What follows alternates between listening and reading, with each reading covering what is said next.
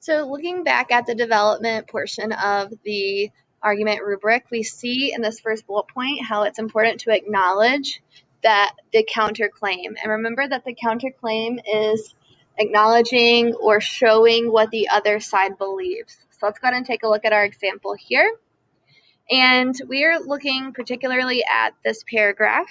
And as we can see that the author of this paragraph originally is arguing that I was a skinny tomboy, did not stand out to her, and the excerpt bad boy what had the bigger obstacle. So she's arguing for bad boy and against I was a skinny tomboy. So here we see in her counter argument, which she has a full paragraph dedicated to this, she's acknowledging that I was a skinny tomboy, had sentences like, I grew like a stubborn weed, watering myself whatever way I could, believing in my myth, which means she wishes she could grow, and she is not by watering herself any way she could. But other than that, and the fact that she disguises herself as a boy, which is complete fashion choice, I really don't see anything wrong or sad with her life. She seems really happy, and that is great. So she does not see a true obstacle. So we could add to this paragraph by adding a sentence starter.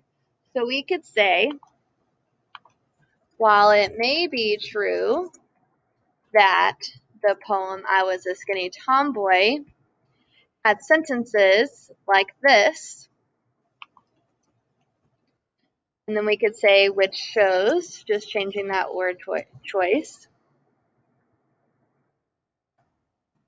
But we could probably even make those into two separate sentences.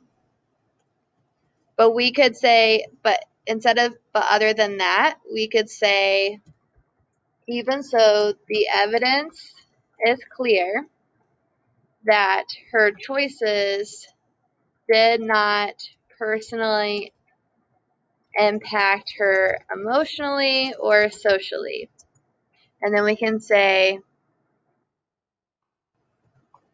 when she disguises herself as a boy, that is her personal decision because it is more of a fashion choice.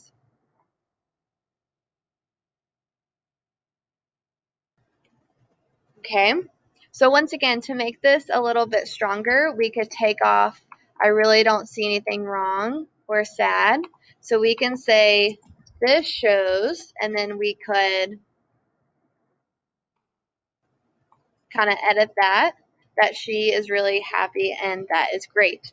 So once again, I would say this is still kind of weak evidence, and I would say I would encourage this person to ask themselves, why is she disguising herself, and is there any relation to bad boy and the way he is disguising himself in a lot of ways. So once again, when we are addressing the other side, we want to make sure it's a strong argument and that people can't really poke holes in it and show that your argument is weak. So while it may be true that the speaker in the poem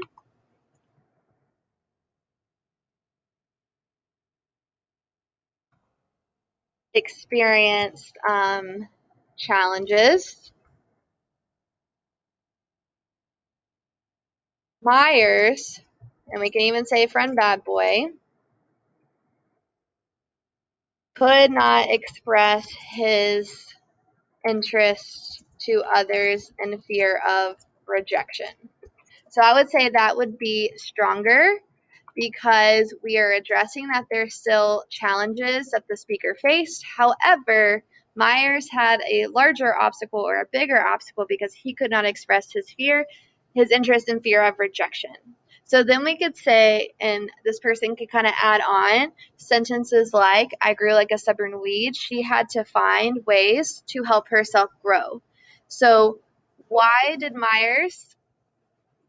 was his way of growing more challenging than the speaker? So always remember to choose strong evidence and making sure we cannot find direct ways that the other person can kind of overshadow what we're trying to say.